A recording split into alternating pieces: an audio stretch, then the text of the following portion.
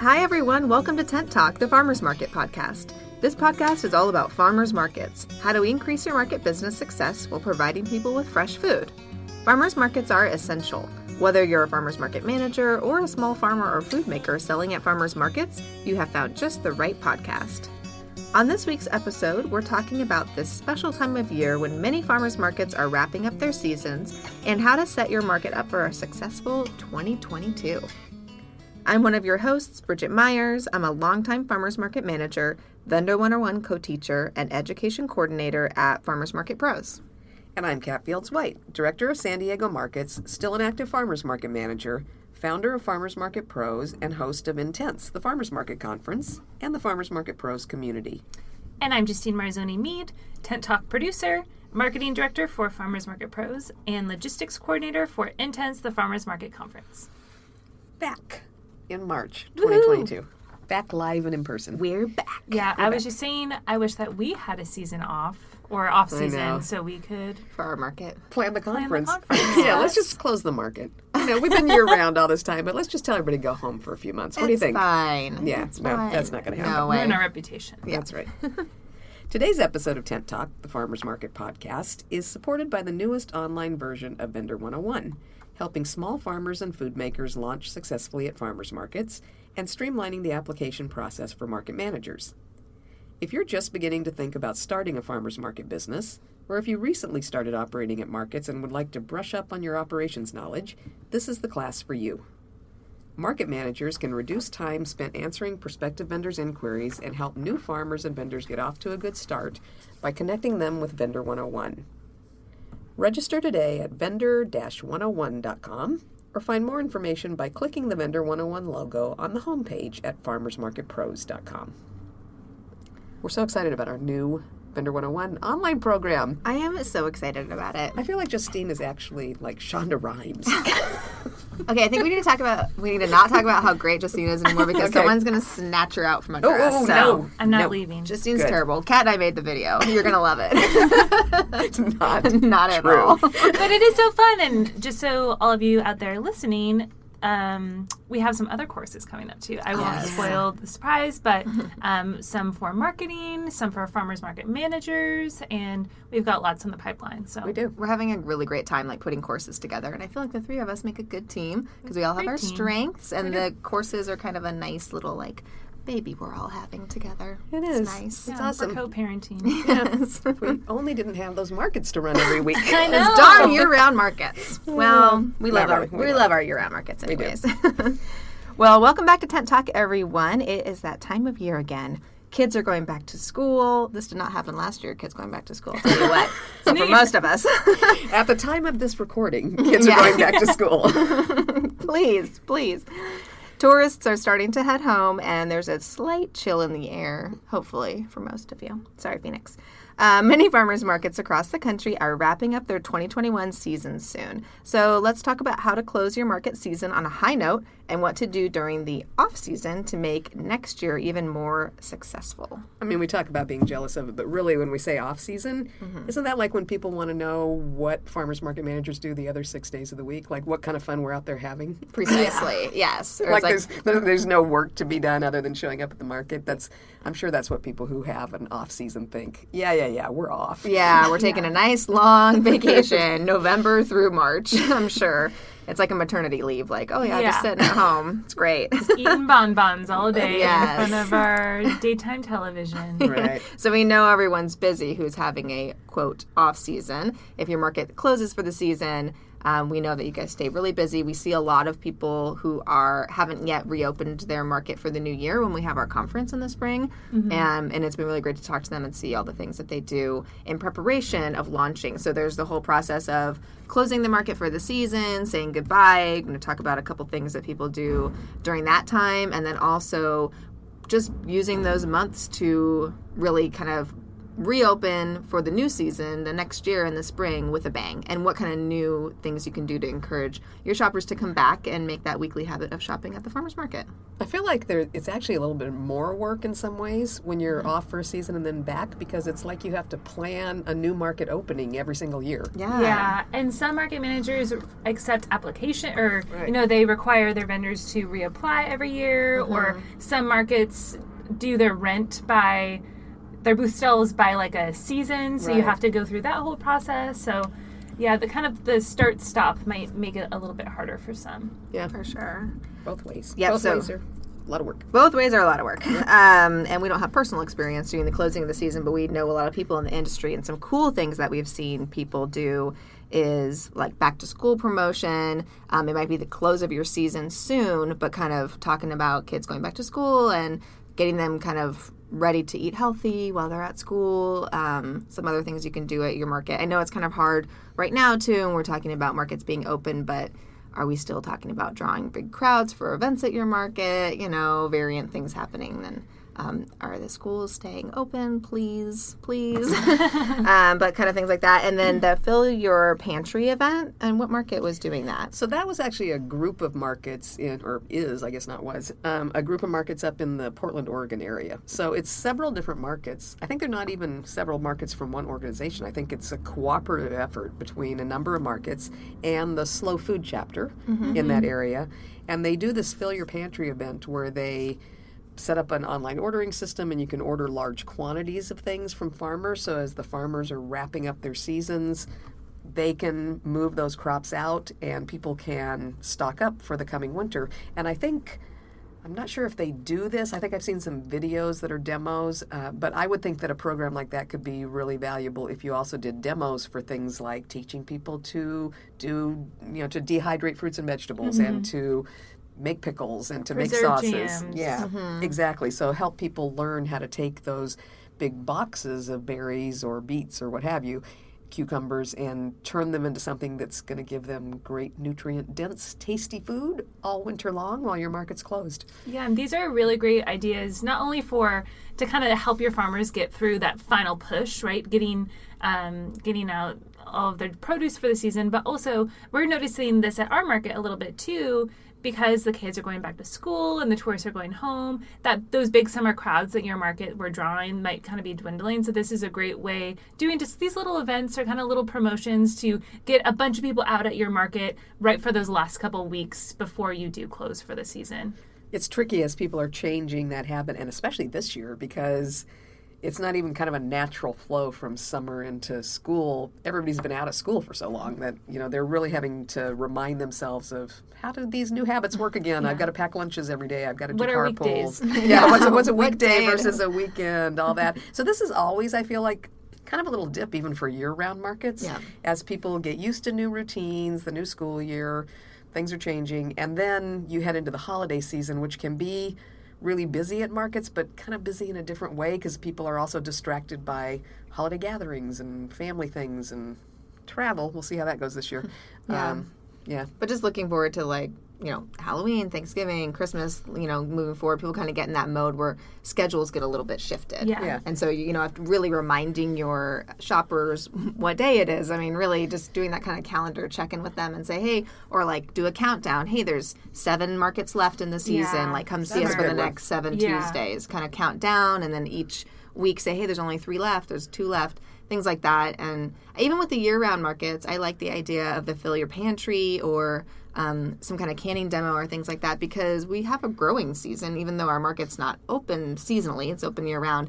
But when stone fruit season is over, people are like, oh no, I love those people stone show fruits. up in November and it's like, homie, you're late. You missed out. You needed that calendar appointment. I'm sorry.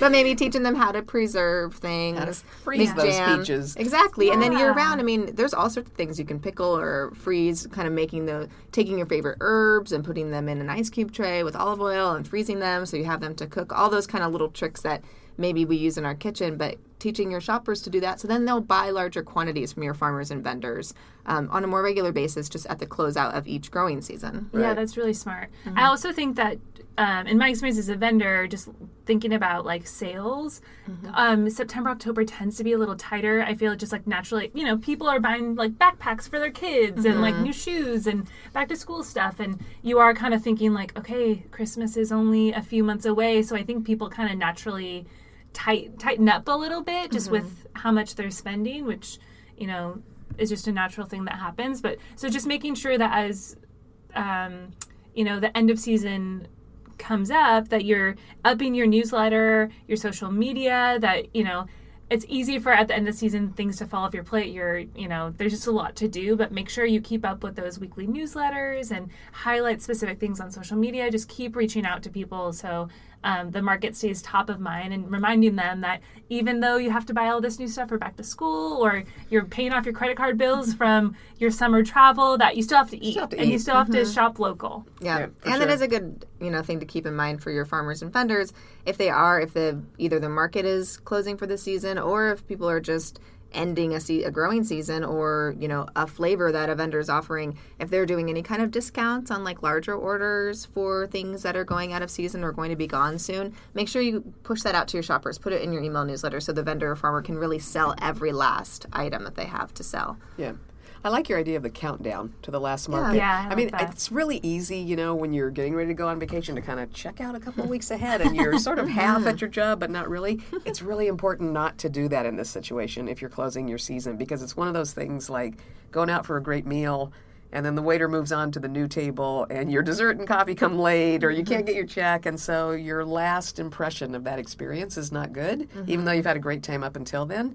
You want to keep the same thing in mind for your market. You don't want people to have loved shopping all summer, and then you're kind of half in and half out, and vendors and farmers aren't showing up that last few weeks. Yeah. That's what they'll remember about that season. So you want to be careful that doesn't happen. Really make a celebration out of those last couple of markets, and have people come out to kiss each other goodbye for the season, and leave a good take. Okay, no kissing. You're right. Waving. And elbow bump goodbye. Okay, it's a figure of speech. And maybe you can, do other fun things like invite a neighboring business to, I don't know, table at your market, or do something fun, or invite a new musician, or just little things to kind of push people out. Make it exciting, not just don't fade away, but make it a whole celebration of, hey, we had a great season together, and we're going to see each other again in a few months when we reopen, and make sure that they walk away with a really good impression. Yeah, if you have that date for your reopening that you're going to have in the spring, maybe give people fridge magnets with that date on it. That's a great idea. That's really smart. Or some like little calendar button or something like that, where they can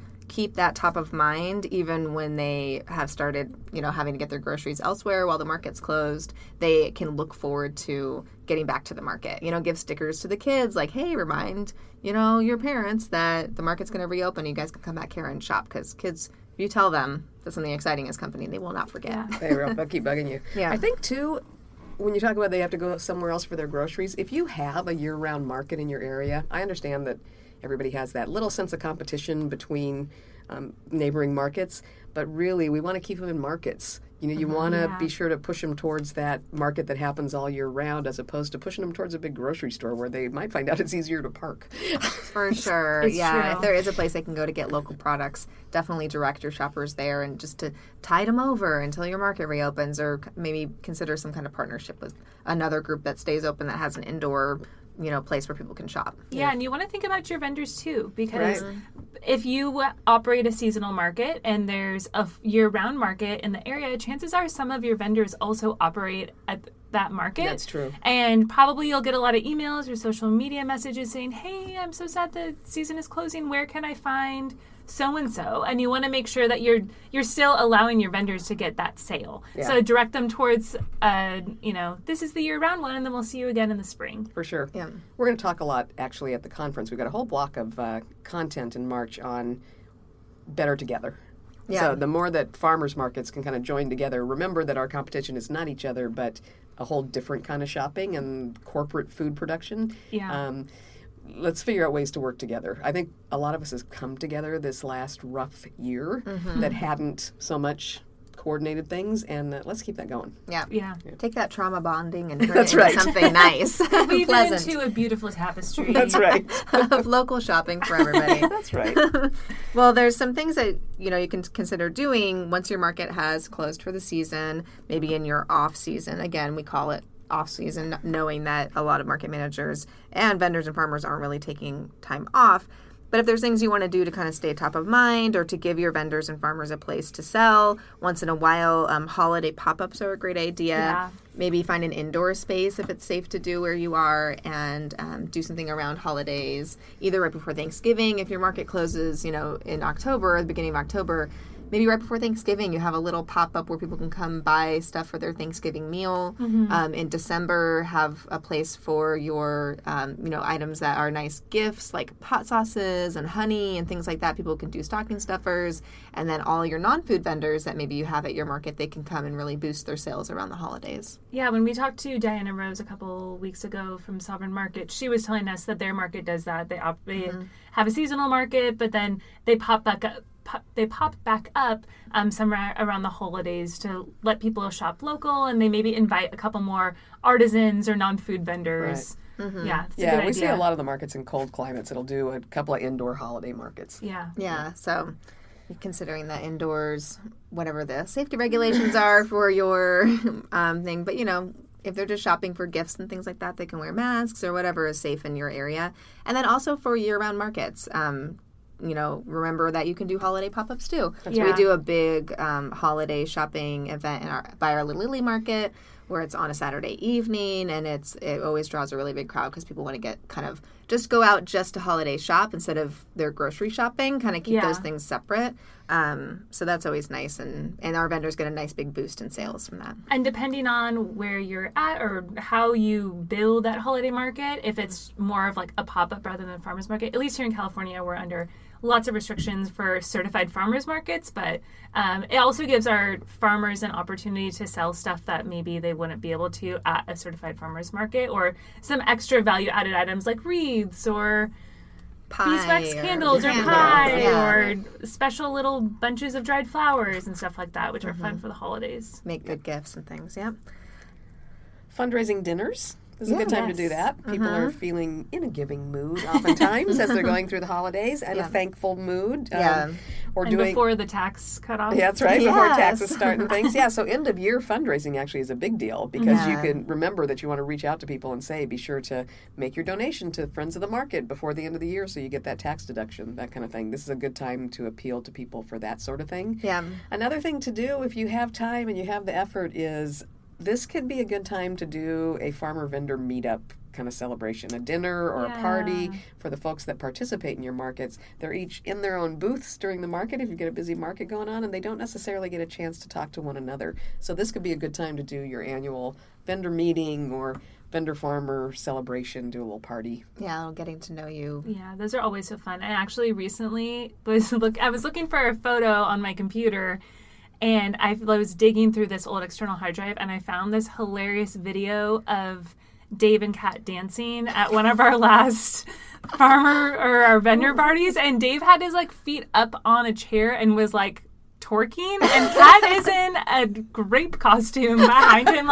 raising the roof. I'll send it to you. It's really good. Okay, well, we know it's going to go in the blooper reel for all of our online course videos. We do have a good time when we get together with our farmers and vendors, I will say. If you're ever a vendor at one of our markets, you get to see Kat dancing every time we have a vendor grape party. costume. In a grape costume. or whatever. Or pea pod costume, whatever fancy she's in. That's right. There's a lot of dancing that happens. Season. Whatever's in season. Time to let loose. That's right. Yeah, well, end of year fundraising can also mean doing a members drive or getting some kind of Friends of the Market program started. It's a great time to do it before the end of the year. People are looking at their budgets or when they're planning for their next year budgets, getting big sponsors and things like that. So, and then Bonfire is a t-shirt company or another company that does kind of sales online if you want to sell your market gear or if you have a way to sell it through your own website.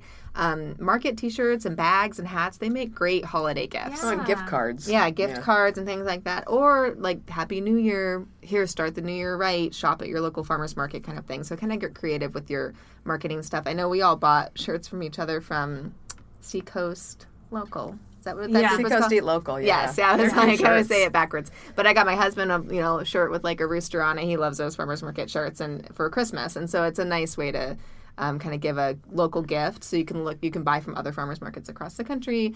So you can, if you're promoting your market during an off season, you can promote your kind of merchandise. Yeah. It's a good way to do that. Great idea. Yep. And when you're talking about sponsorship and contacting companies, a lot of companies set their budgets for next year in the fourth quarter of the current year. So if you're going to be looking for sponsors for next year for your market, this is going to be the time to be contacting them. Yeah. Don't you wait a lot of times till February or March as you're getting ready to reopen your market, and by then their money's allocation's already been set. Yeah, so it's too late to get them. Money So has been spent. right, so this is the time to be reaching out and planning on sponsors for 2022. For sure. Yeah. Another big thing is just doing some reflecting. I know, obviously, 2021 has been almost as bizarre as 2020. Yeah. There's a lot that have happened, but, if you do have that downtime, make sure as a market manager or operator or even vendors, just, looking at your records, taking stock of how things went for you, just kind of lay it all out and make sure to set some time apart of just to reflect on how this market season was for you. That doesn't mean necessarily you'll change anything, but just so you can kind of have that moment and look at what worked and maybe what didn't. For sure. I think it's hard to kind of gauge. I know for a lot of our vendors, 2020 and 2021, a lot of their sales were like outrageously high because this is where people were shopping because the food system chains were all messed up these past couple of years. So they wanted to shop local. So maybe looking at those numbers, knowing that may not be a regular year for you, but what are some things that you did and what was some feedback you got from your shoppers? Why were they shopping at the market? And kind of take those ideas and work that into your marketing strategy for next year. Say, hey, do you want to keep your, food chain supply local and safe to you? Like, continue shopping the farmers market. So use kind of some of that feedback that you got throughout the year to plan out your marketing plan and to look at your numbers for the next year. Yeah, it's a good time to do that while you have a minute off at least. Yeah. Grant proposals oftentimes are due around this time of year, so keep an eye on those. Don't let those go just because you're in between that day-to-day, week-to-week market thing. Keep an eye out. And volunteers.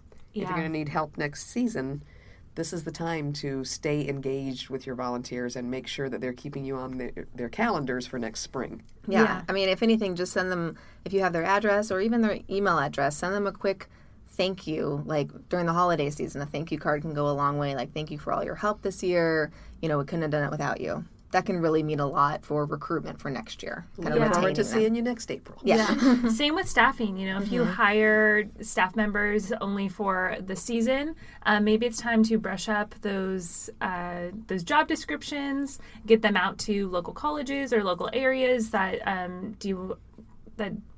post job listings, and kind of get that all geared up, because once you're in full on, like, spring is coming, the market is about to launch, it's easier for that stuff to slip off, so get that ahead of time. And staffing's tougher this year. Yeah.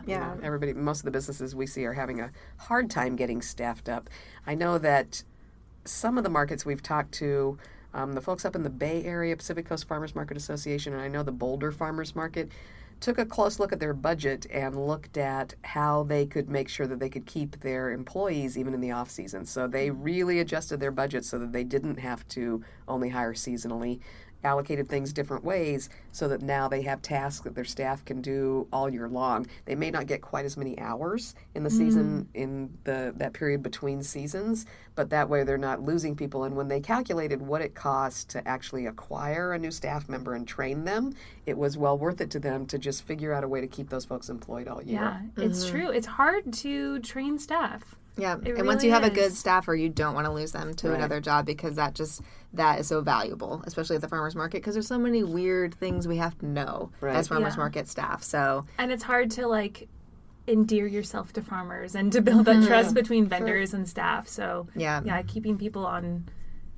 on the team is important. Yeah, for that, on that same note, kind of getting involved in other community events during your off season to use them as marketing tools. I think you can, maybe that's some of that staff that you're trying to retain can go, host a table or a booth at other events that are happening. I know there's a lot of business mixers that happen around the holiday season, or School bazaars. yeah, school bazaars, pop-ups, things like that. Consider, asking if your farmer's market can have a table or a booth there. Yeah, or like there are a lot of, I noticed like during the holidays, a lot of like more like food access things or canned food drives, stuff like that. That would be a great way to get out and connect with people and say, hey, the farmer's market is a really vital part of the local food chain. And yeah, even if you're just wearing your market t-shirt and volunteering somewhere, and then you can just always, use it, not to use your charity work as a marketing tool, but just have that conversation. If it's a food kind of access system or program that you're helping with around the holidays, you can just remind people, hey, did you know you can use EBT at the market? Do you know that this is locally grown, so it's more nutrient dense? Things like that, kind of keep that conversation going through the off season, so when your market opens, people are ready to come out and support and shop there. It's a marketing thing, but it's also a cooperative thing. So if you're helping out with food system events or EBT promotion events and sign-up events, that kind of thing, you're helping those organizations keep going. They need the help, and then you're building a relationship so that when the market is back in season, where do you think they're going to point people to use their EBT and shop for groceries? So it's just another one of those things. That's what we do at farmers markets, is build relationship between our shoppers and our farmers and vendors. So building our own relationships throughout the community of people that works to keep providing healthy food to people is a good idea. Yeah, totally. And a lot of people that volunteer tend to volunteer to a lot of stuff. And if you show up to like your local turkey trot or a charity event, right? You'll probably meet people that want to help out at your market. Good thought. Yeah. And kind of making those inroads with people that have time that they want to devote to cool things. So yeah, they may not know that the market needs volunteers, so it's a good time to strike up that conversation. What better time to talk about that than when you're both volunteering somewhere else? That's right. Having a good time. And so farmers, vendors, market managers, one of the things that you've been so good at this year during the season, we know, is building up. We've seen it. We watch it every day. We see how consistent you've been about posting to social media and keeping your reach high, because that algorithm likes you more when you post regularly, and sending out those email newsletters. The off season is not the time to stop that. No, don't stop. And if anything, it's when you might have a little bit more time to be on social media. And I know it's hard, somebody that was a vendor, and even hard just doing farmers market pro social media and social media for our own market that is seasonal. It's hard to come up with consistent content. But just and especially if you don't have a it. market to draw from. But stack up those photos, and you can always post about, I can't wait until this is back in season, or you can do a throwback. You're probably still, if you're a food maker, you're probably still making food. You're probably still working on the farm. People love to see that the behind the scenes content. So show us photos or reels that you made in your kitchen. We love baby farm animals. Post stuff about what you're doing on your farm. If you are a farmer's market, you could do throwback photos. When it's a really, really cold day, post a beautiful photo of the nice sunny farmer's market in the middle of summer to bring back some good summer memories. You could, if you are tabling at an event, at another community event as a marketing opportunity, post about it. Just keep sharing your days with people, even if it doesn't seem like it's an on-site farmers market thing. The people that support your market want to see what you're up to, and they care about you. So don't leave them hanging. Part of your community. That's your market family. You don't want to. You want to forget about your family just because it's the off season. Yeah, if there are businesses that are right by where your market usually sets up, maybe go to those businesses for dinner, or go grab a cup of coffee at the coffee house that's right by your market, and say, I can actually sit down and drink this hot cup of coffee because I'm not grabbing it in a to-go cup and running back to my market. This is so nice. And you can tag those businesses, and then you can really increase your following when your market's not even open, if you're out there kind of doing that community building. So think about it as kind of social media marketing opportunity, as opposed to an off season, because you don't want to just say, hey, we're closed, see you in March, and then that's like your last post, because people don't really know if you're going to be back open, or what are you doing, or who are you. So kind of keep that story going. Yeah. While you're reflecting on how the market went, that's a good time to crack open that Canva account and do some simple little graphics about reporting on what you accomplished in 2021. How many employees did you give a chance to at the market by hosting all these farmers and vendors? What what sales figures did somebody bust? Did they hit a new record? So there's all kinds of things you can talk about that you've accomplished. Yeah, you can create a little newsletter that's just a snapshot of the market 2021 and highlight some, great days or events or chef demos that you did at the market, kind of wrap up the whole season and get that either mailed out if that's something you can do, or send it in your email newsletter, send it to your local business association groups and things like that. Just let everybody know that the market was, had a great year and we're looking forward to a great year in 2022. Yeah, you can also share recipes like you do throughout the year. Yeah. You can highlight different vendors in maybe a longer form. You could tell the story of one of your oldest farmers, or you can go visit a farm. If you're a market manager that has a little time off or some time here or there, go visit one of your farmers and stop by, see what they're doing in the off season. Yeah. All of those things, the people that follow you at your farmers market, they would love to see. Yeah. And then as the kind of winter progresses and we emerge into our new year, talking about New Year's resolutions and kind of goals for a new year is always that's so much content for a farmer's market because you can talk about eating healthier. You can talk about making a goal to connect with your community or buying from local growers and makers. And what better place to do that? That everybody at the market is a local grower or maker. So just come out here. You don't have to search around to see who is doing that in your community. Come to the farmer's market. Reduce those food miles. Save the planet. Exactly, yeah. And hey, this is a reusable bag. And maybe show some tips about how you can reuse produce bags or get cloth produce bags, or ways you can eliminate one-time use plastic at the market if you shop at the market. Things like that. People get really excited about kind of going green in the new year and living a healthy lifestyle. That's just kind of how our society is built. We get those big goals and, a lot of people extend those through the year. So kind of kicking off the year right with that is a great opportunity to remind people, hey, countdown to the market. This is when those goals can really get going. Yeah. Mm-hmm. Good plan. Oh, yeah. Yeah. Well, we're still a little jealous of people that have a seasonal market, but we're also reminded that nobody really has an off-season, do they? And I just thought of one more thing that farmers market managers can do, or that vendors or farmers can do during their off-season. Come to Intense, the Farmers Market Conference, live in person, March 7th through 9th in San Diego, California. Boo-doo-boo. We have beautiful weather in March. Yeah. That's right. Not a bad place to be in March. We're pretty sure that all those Canadians come because of the stellar content, but the weather may have a little something to do with it as well. Yes.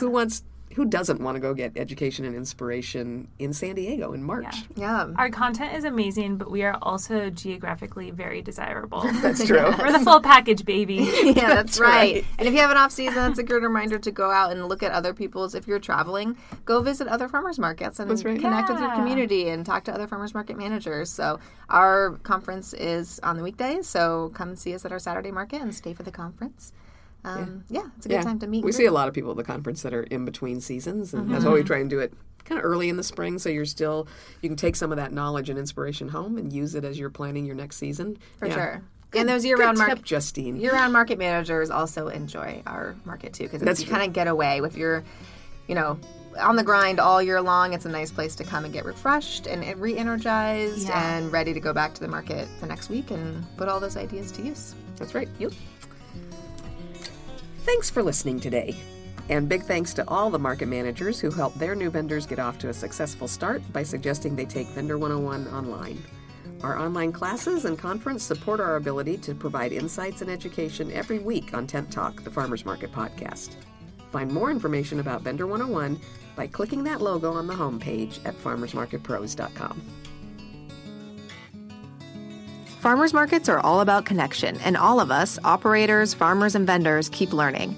Join us at the 6th Annual Intense the Farmers Market Conference in San Diego, California on March 7th, 8th, and 9th, 2022 to grow your market and your community. Connect over in our private Facebook group, the Farmers Market Pros community, with active farmers market managers and participants. You can also message us on Instagram at Farmers Market Pros or email us at connect@farmersmarketpros.com. To further your farmers market education, check out our online courses at farmersmarketpros.com.